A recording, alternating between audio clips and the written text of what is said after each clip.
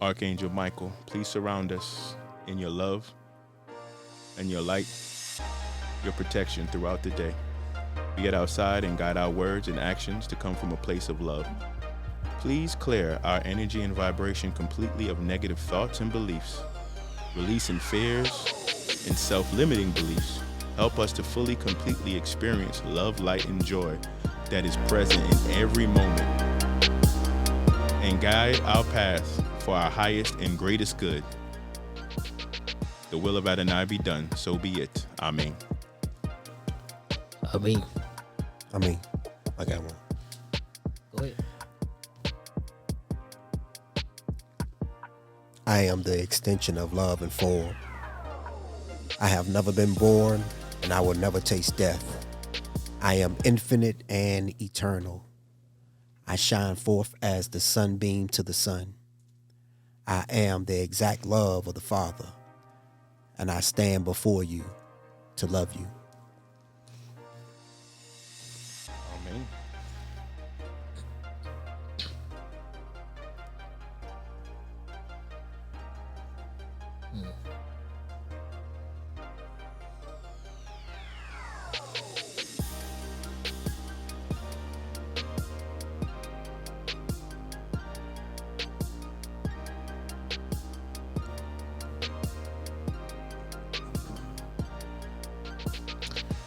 Purer than snow, finer than the ether itself. The spirit in my heart, this self I am this self. I mean, Amen.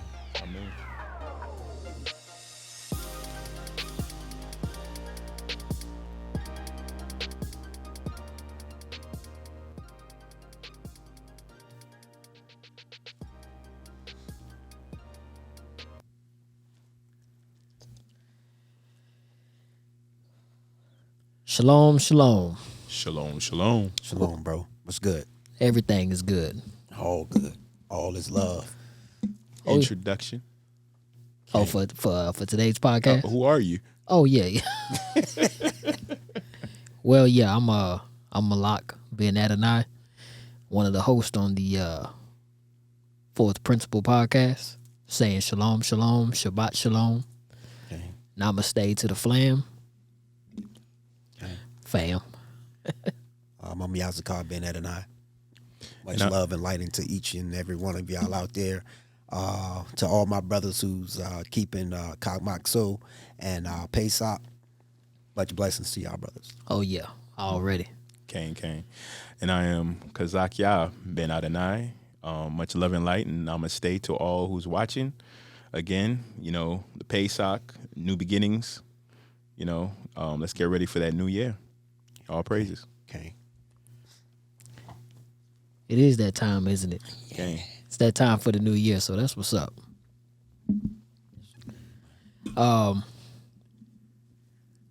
I think we got a good one this week.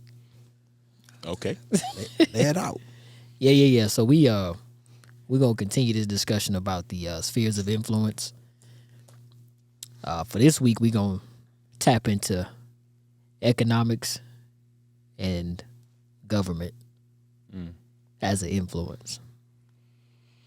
And I think this is probably gonna be more of a open dialogue. Yeah, we'll go from there. Because y'all know, I don't do a whole bunch of that politics stuff. But it can be an influence upon, people. Or all people. I'm just not say our people, but all people. It's an influence on it. Actually, it's kind of like, it's almost to the point that it's like it's a club to some people, and it's like a battle tested ground, or what you want to say. You talking about government? Yeah, governmental politics. Now, Okay. the financial parts, I think that's everybody. It's gonna do that. What you mean, like a battle testing ground? What do you mean? Yeah, battle testing grounds because you got the two political parties, probably the main one. Sometimes it's three, depends on which way you go. You could be an independent or a Democrat or a Republican, and how it's structured and how it's set up. Especially now, a lot of people are getting into it as in, no, the Republicans right or the Democrats. No, we're right or they're right. You know what I'm saying? So it's almost like a battle tested ground especially when it comes to the point of people voting for certain people. And they're this is like national news. It's on every station.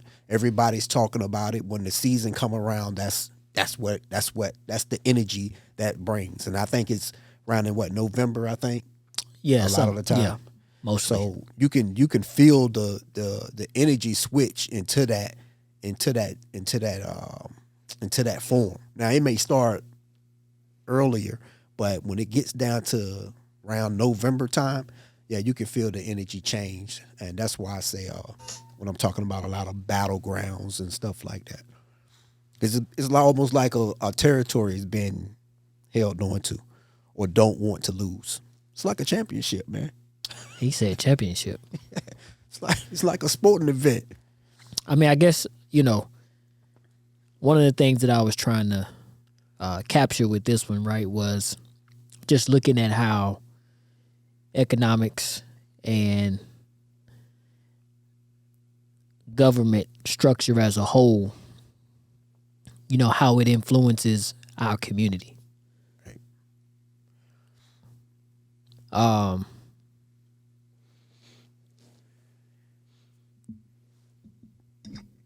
I don't know. This one's kind of interesting. Okay. So what I like to do is make sure we all start on the same ground, same foundation. So first I'm going to define government. Fact. Let's do it. So we're going to start with government. So, one, a governing body of a nation, state, or community.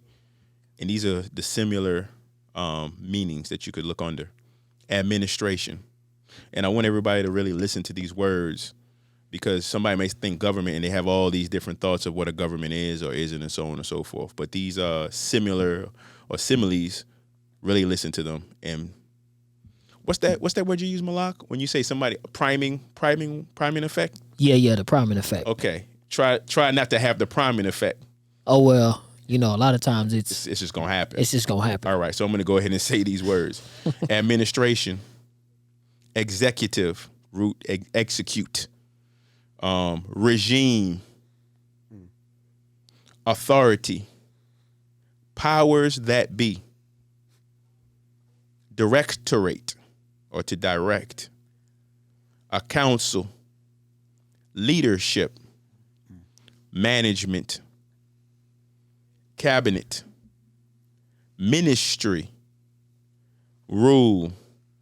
You have incumbency, and then you have top brass. And 2 is the relation between a governed and a governing world. Right. So you're saying how that affects, like, the people, our people, or people?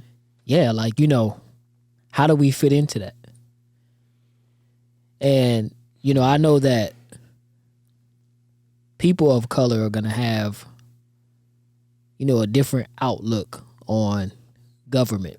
Like on one hand, some of us may be very pro-government.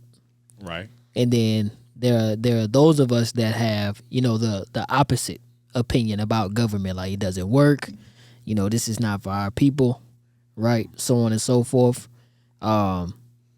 Even down to the point, like, I've had conversations with brothers and sisters who, and I'm gonna just use the Bible for an example, who don't necessarily relate government as a systematic principle, even in the Bible.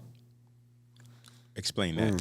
Yeah, Meaning like they don't see government in the Bible. But it's there. Yeah. I don't know if I met anybody that doesn't. Okay. So you're saying how they see government, how their worldview on what government is, they don't realize that a lot of the structures and systems that are set up today are right there in the scriptures. For an example, taxes. Right. Right. Most people like, dang man, taxes this, taxes that, right? But there were taxes in the scriptures. In the Old Testament. Yeah, Okay.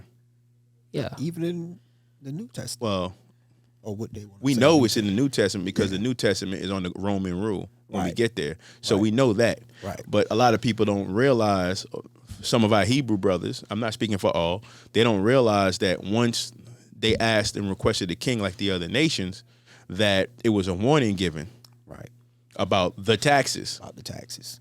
You know, he's And going to actu- take, go ahead. And actually, before that, even when they was in the wilderness, Okay. when they had to bring certain things to build up the temple, because somebody can say That's a temple tax. that's a temple tax, Right. To bring forth all these goods, Right. to build up the temple. Well, what if somebody says that's brother, that's a free will offering? They can say that. Well, you see, But like, still was for you to bring. but see, here's the thing, right? So, like, even in, Go ahead. that's completely different, right? So a terumah, right, which would be your votive or your free will offering, right? That's not something that was, if you want to say, taxed. Right. But at that time, the governing of let's say God is, let's say, according to the scripture, God was the head. He was the king, Yes, right? But the face of him, or the person that went before the people, was Moses. And Moses said, bring me. And what was one of the definitions of government? A directorate, Yeah, right. Oh yeah, yeah, Right. yeah. an executive, Exactly. execute these commands or these orders or whatever the case may be. So he asked the people to bring me X, Y, and Z. Right. So we can take this to make the temple. Right. Right. I would call that a tax. Yeah, I would too. But Yeah. Somebody say something different. yeah, they'll say something different. But So yeah, go ahead, brother. no. I'm just, the thing is right. We, even if that a system of government and it being something that has its place in the scriptures, right? I'm not speaking for all quote unquote African Americans in America, right? But a good majority, and let's just deal with like maybe the conscious community, right? We kind of distance ourselves from using the good sense that the Creator has given us, okay, and applying that to have some type of influence on how government structure should be. Okay. There's several excuses that we come up with as to why not. I think we've been there before. We've been there before, Yes. right? But what we can't escape is like, yo, you here.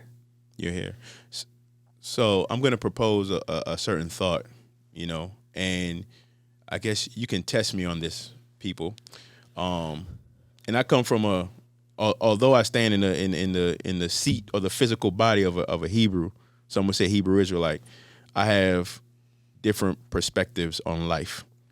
So if you go back, one, historically, and don't ask me how I got this information, let's say pre things that we have written down or have written, there's always been three forces. There's always been three forces or three manifestations of forces. You have an oppressive force. You have the force of the victim or the oppressed. And then you have the freedom fighter or the liberator. And these three forces, you can take certain groupings of society and they fall within one of these three places. And of course, each one kind of bleeds into the other in some way, shape, or form. Mm-hmm. So I'm saying that to say, when you get into government, you're going to see the perception of these three forces. And when you get into the conscious or the work person, they're trying to find or navigate in that force somewhere. Right. Either from the oppressed mindset. So we can't trust anything that's coming from the perceived oppressor. Right. And that's really rooted in some fear. Yeah. Right. Heavily rooted in fear. Right. So much that, it might stop you from moving forward. Function. Yeah. Well, the when you look at fear itself, it deals with certain chemicals in your body which deals with your fight or flight. Right. So when you are kicking in the, I can't think of the actual words for it. Your cortisone levels raise, and someone say your adrenaline. But what happens is everything else stops to go straight to either I'm going to fight or I need to run. I need to run. Right. Which is which they would call it in my breathwork terminology. We would call that the systematic nervous system, which is, like you say, is a fight or flight response. Right. But that's why I try to get us brothers to breathe directly through the nose, out through the mouth, because it triggers another nervous system different than the symptomatic, which is actually it's called the parasystematic nervous system. They're different because that one, when you breathe through your nose, it gives it relaxes you and calms you down. Gives you that calmness. I'm laughing because as you talk about it, I'm sitting here breathing through my nose. But it will relax you. Yes. Yes. And breathing through the mouth, that's why we're so amped up all the time. Because we're normally, a lot of people breathe through their mouth. Yeah. It's like, it's a lot of people that breathe through their mouth and they don't even realize it. That's why when you go to sleep, you snore, you're breathing through your mouth instead of breathing through your nose. So when you wake up, you kind of amp. But people that's real calm, they wake up kind of sluggish sometimes because then you could tell the difference when you wake up in the morning on if you were breathing through your nose or breathing through your mouth.